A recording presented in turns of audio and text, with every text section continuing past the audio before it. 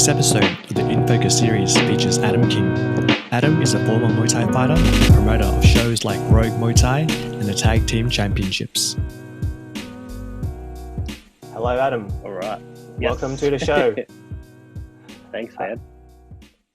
All right.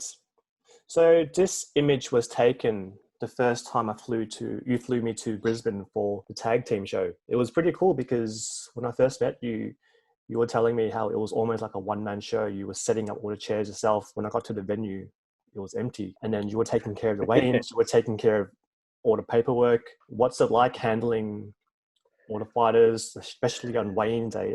And on that day too, you were doing 2 shows on the one day. Yeah, so they had the Genesis in the afternoon and Tag Team at the evening. It's been stressful. But since I've sort of actually doing the 2 shows in one day, I've then gone, well, hold on, let's do weigh-ins a bit earlier for the main shows. So at 2:00, so that actually frees me up to do a lot more prepping for the show for the next day. Yeah.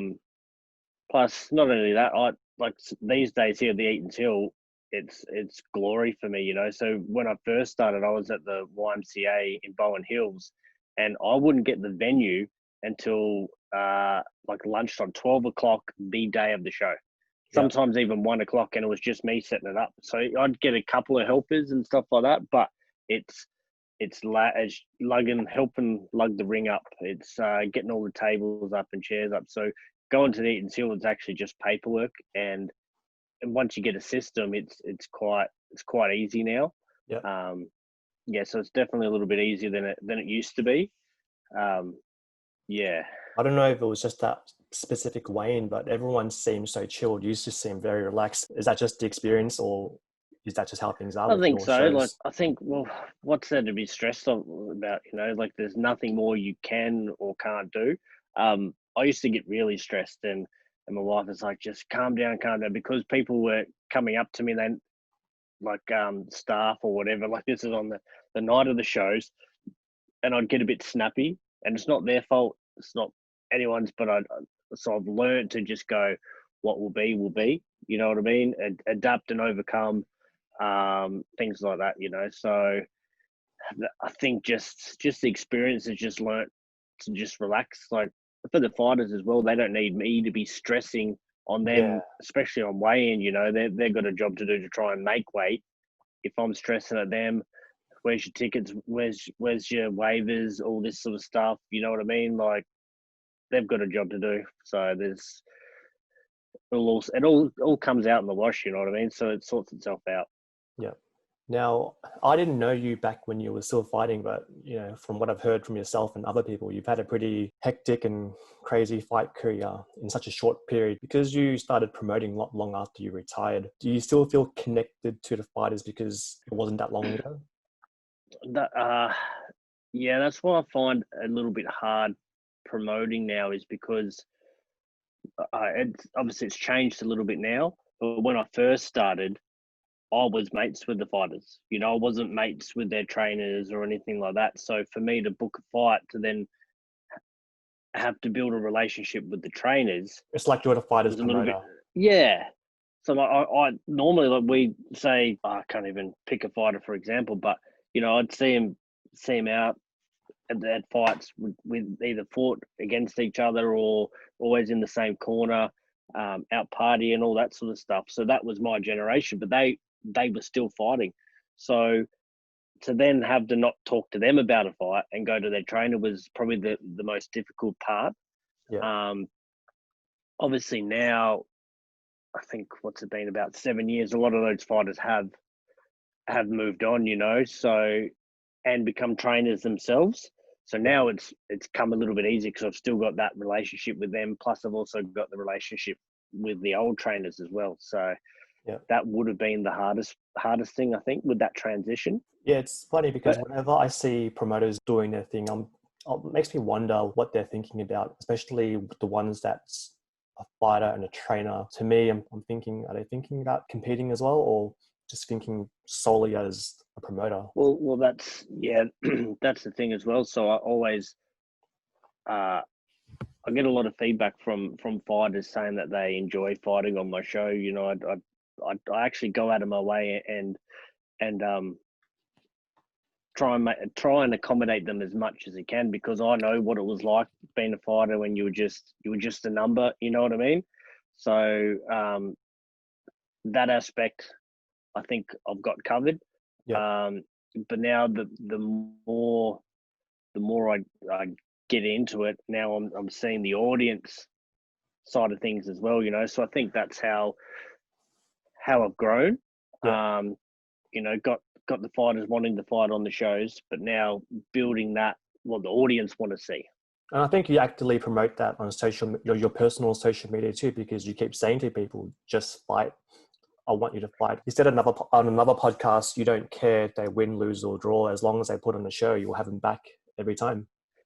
Yeah, I say that like that before the weigh and all that sort of stuff. Like, honestly, I literally don't care if you win, lose, draw, whatever. What I do, like, I would prefer someone to fight as hard as they could and lose than someone to just point score and just get by. You know what I mean? And or run around, kick, move. You know, I'd rather someone just be giving it their all and lose than someone that just is just doing whatever they have to do to win. You know? Yeah. Yeah, it's a big focus of mine. Is just fight. Like, we're not a boxing. You know, boxing's been around a lot longer, like obviously in Australia, and they've got a system where, you know, you got to get wins to you go through the ranks to progress. Yeah, and to go through the ranks. Thai boxing, we don't really have that too much, but you sort of get more rewarded for being tougher in Thai boxing. You know what I mean? Being tougher and then eventually grinding the wins. Yes. So I think as soon as people realize that we're here just to fight, entertain, enjoy yourself, I think the better we will all be. Nicely said. Going back to you saying how, you know, you're mates with many trainers and many fighters, I often see you backstage a lot talking to each corner group in the venue. It's a pretty nice setup you have here. Fighters, before they're about to walk out to the ring, they can actually hear and see everything from where they're standing. And it's a pretty cool scene. I'm curious to know what you say to the guys backstage. When I go upstairs into the change rooms, I chat to them, like, just to make sure, is there anything they need? You know, make sure that everyone's got enough water, got enough ice, all that sort of stuff. That type of thing. Give people shit, you know, give their trainers shit and all that sort of stuff, and just try and relax people. But then when they're going out, way here is just before Nikkei is about to step up. Well, this particular photo, we're actually laughing because I think I've got my black shirt on and there was one button that kept popping out, popping open. So I think we were having a laugh about that. She wasn't having any of it. So no, she didn't give a shit on Nikia. She was focused. I think she fought one of Aram's girls, Marina. I think it was, yeah. that particular fight. Yeah. So I think when they hear about to go out, I just say to them, look, just fight, go do your best, and actually believe in yourself. And going back to what you said before, like, I was still involved in the fight scene, as in not long retired. So I know what some of these fighters are like mentally. Yeah. You know, like there was one fighter, I won't say particularly, I won't say their name, but like, I went to them, I said, they got all the skill in the world, they just don't believe in themselves. Yeah. I just said to them, I said, look, just believe in yourself, go out, do your best, and then what happens. Like what you said, I'm still pretty involved in the martial arts scene, training myself and doing a bit of teaching. And I do have that level of respect. And I know my boundaries. I'm not up in someone's face moments before they're going to fight or they've just been knocked out. You know, I'm not going to be asking for a photo. I know my boundaries. I know where to draw the line. And having that connection helps you develop that level of trust and respect from them as well. Yeah. 100%. Otherwise, I wouldn't be allowed backstage. Yeah.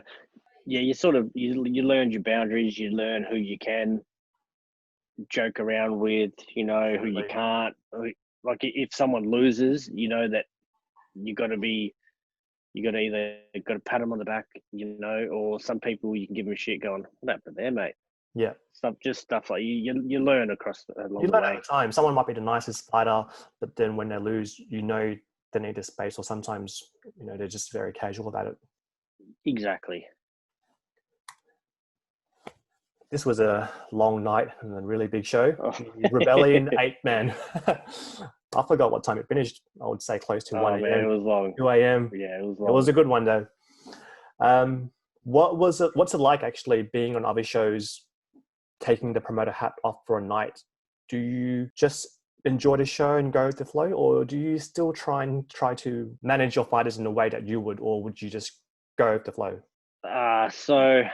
So when I go to a different promotion, I sort of, especially Rebellion, you sit back and you watch how things are done, how you can improve things. But when you're doing stuff like this, well, when you've got a guy with a tie with a billion fights, there's not much you have to do as a trainer. Wrap his hands, give him a massage, and you're pretty much done for the night. Yeah, But if you've just got your standard Aussie fighter, you got to give them all your attention, so to speak, to get through them. Like you can't think about your promoter's hat or whatever. You just got to think about them. Um, I remember a years ago. So obviously, Aaron Smith, he was the head trainer of Corporate Rocks. He went away with everyone. Oh, man, he cornered that many fights. I don't even know how many he did. yeah, Um, one time, a novice guy hadn't done a corner before. Had the first time going into state with someone.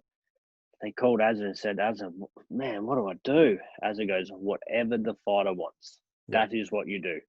So as a trainer, even if you're not involved um, in their fight camp or their normal training or whatever, when you're all going away, you just do whatever they want, yeah. whatever makes them feel comfortable, whatever gets them through. That's just basically what you do. Um, After the fight, then it's a different story. Um, so, for example, on this night, did you take mental notes on how different shows are run and try to incorporate that back into your own show? Um, this particular one, I can't remember. I don't think I did. I was to be honest, I was just involved. I was just engrossed in the fights for this particular show. Like Yeah, you had Singh, Abbasid. there was so many things going on. It was a great cut. Even the ones who weren't in the 8-man, it was crazy. So there was who did Jordan Godfreyson fight? Tom. Yeah, so that wasn't even in the 8-man. So there was that many crazy fights that you sort of just sat down and enjoyed the fights. You know what I mean? Yeah. Going back to what you said about as a cornerman, as a trainer, cornering a high level Thai like opposite, what do you say? What can you say? Man, well, with opposite, he doesn't speak the best English.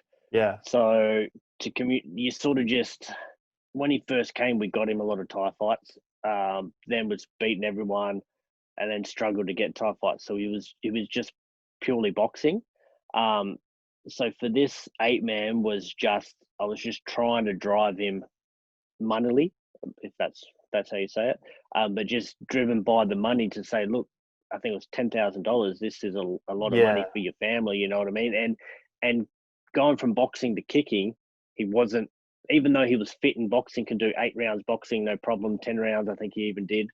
As soon as you got a kick, it's a different story. Especially, I think he fought Matt Smith the first fight. Then he come yeah. up same pet the This second photo was fight. taken in the second fight against Summerpet. What was that like? Salmon Pet, yeah. So that, and we were doing good. Like the first after the first round, I just said, man, I said just keep doing it. Yeah. because Sam Pet, I think I could tell in his eyes he was a bit not. He was a bit scared. Not, I shouldn't say scared, Timid. but I think he was more intimidated because it was opposite Channel 7 Stadium. Like he's a big deal over in Thailand, and Sam Pet was like on his way up. And then they said something to the Same Pet, and then you just got caught with that left hook, and then that just changed the game. I think this might be after the second round. I think this photo Yeah. maybe. Good memory, mate. And I think opposite was just.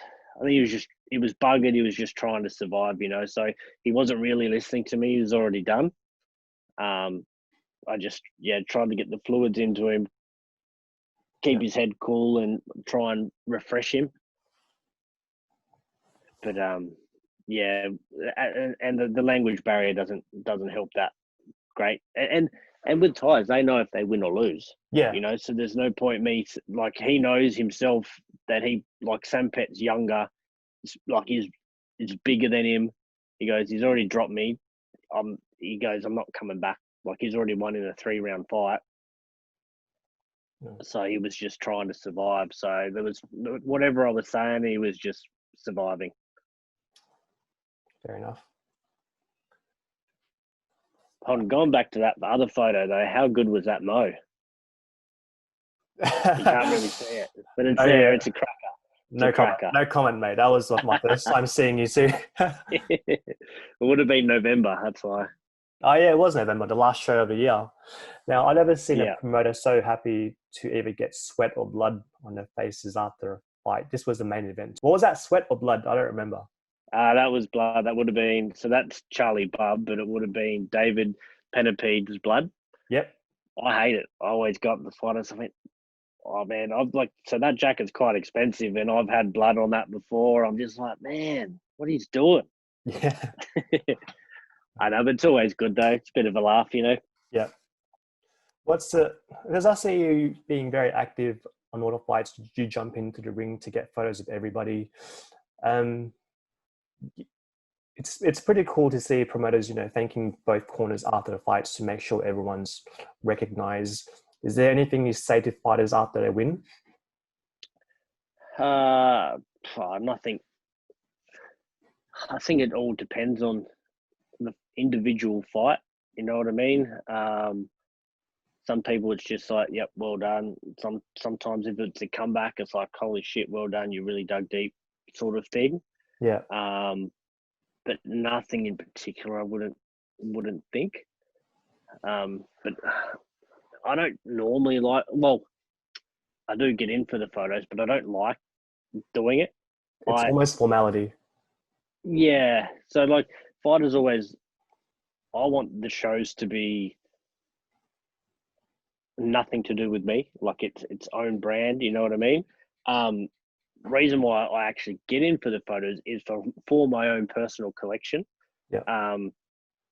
But the fighters are the ones that deserve credit. You don't need to be at weigh-ins with belts and that with them. That it's all about the fighters.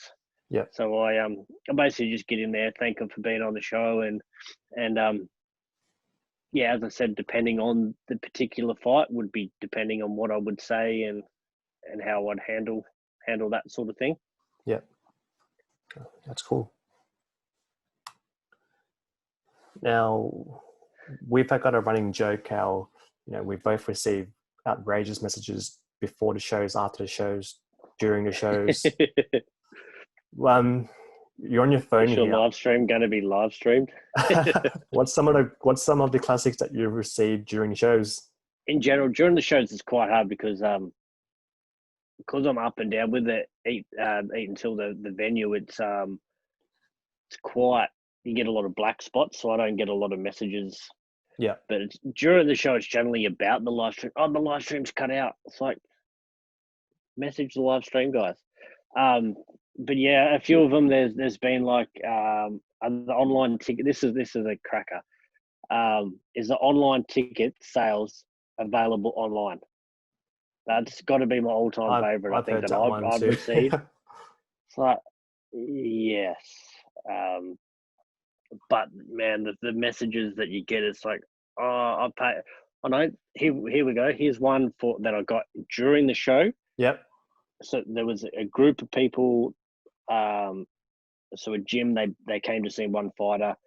They bought one table. The rest were either seated or standing or something. One of them, I knew one person, so they inboxed me and said, "Can I go sit on the table with the rest of the guys?" I'm like, "No, I can't do that." "Oh, it's your show. You can do whatever you want." I'm like, "Yeah, it is my show, Yeah. but how can I let you?" Well, this is the thing as well. So then they go sit on a table, but then who's paying for that alcohol that they're now drinking? Yeah. You know, that's me. Someone's got to pay for it. If I don't pay for it, he'll pay for it. You know, so Yeah. how does someone get away with that? You know, But that comes down to you just being the kind of promoter you are, you know, drawing the line where you can make favors and where you can't make favors, because, you know, you're going to, you know, ruin the experience of sets the paying precedence. patrons. Yeah. Well, that's the thing. So now those 10 people are on the table go, well, next time, like another two of them people who might not get the table go, oh, I'll just go in here, then I'll message Adam and he'll let me through. Yeah. It sets a precedence, and like, so I know Preacher tells the story that when he was fighting on the Evo days, he would have a lot of people who would eventually come to shows. They were at shows, constantly at tables, and they stop buying it.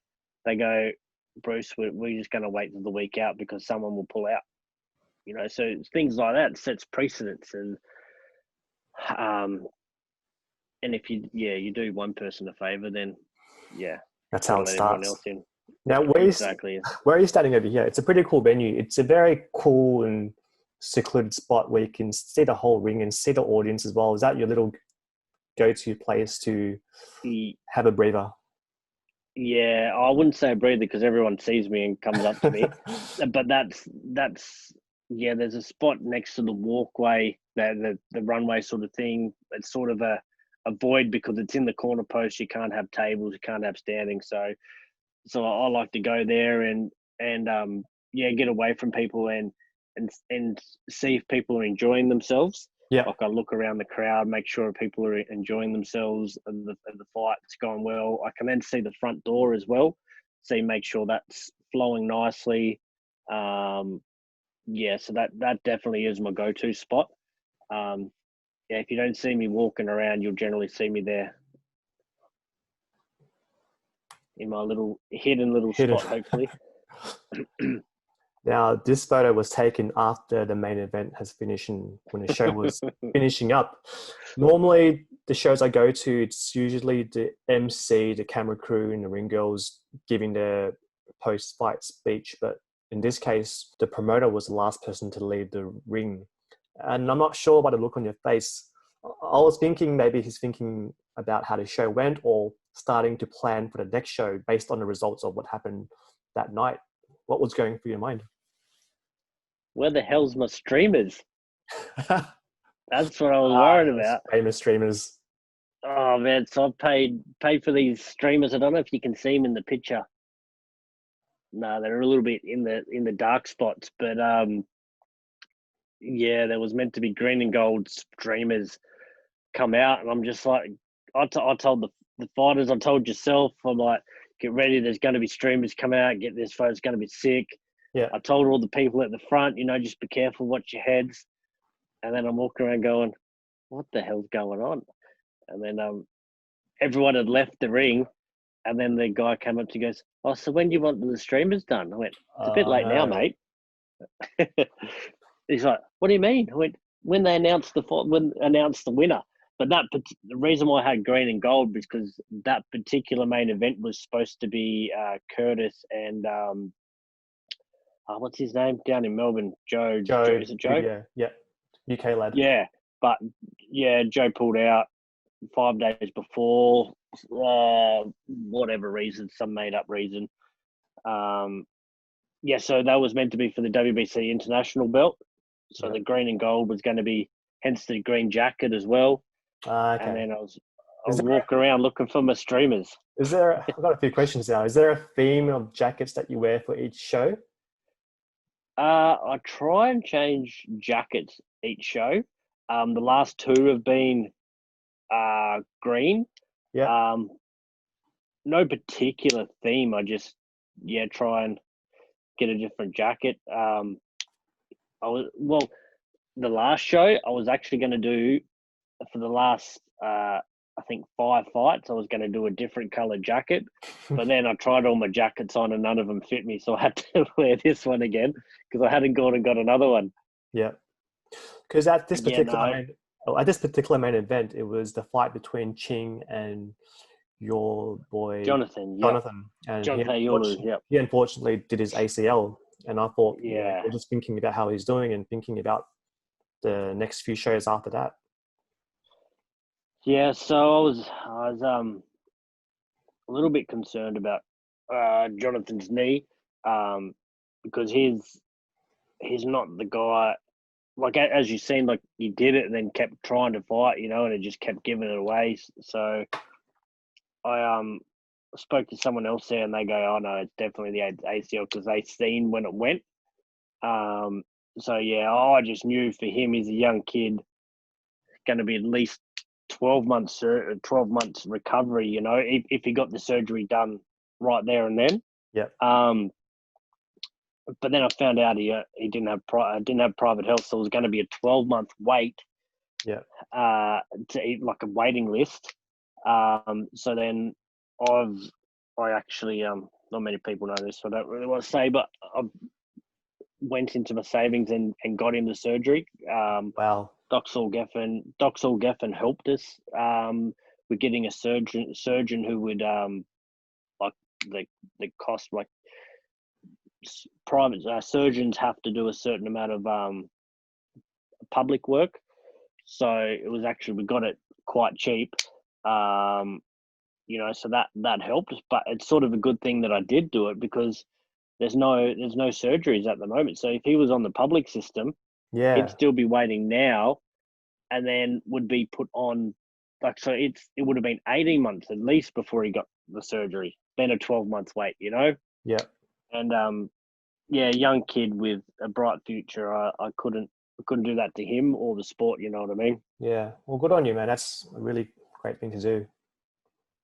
You gotta help out when you can, Yeah. Can't do that for everyone, but And lastly, what is going on here? Who made this? And who did this crap? I think some Thai lady boy did it, I think. Yeah. Is it going to go ahead? Matt keeps pulling out. He talks the talk, and yeah. Tell me how many messages did you get through social media or through emailing about this particular poster? I got a lot. I got a who was it? One of my friends, he was actually in Phuket. He's like, "Man, I'm in Phuket now."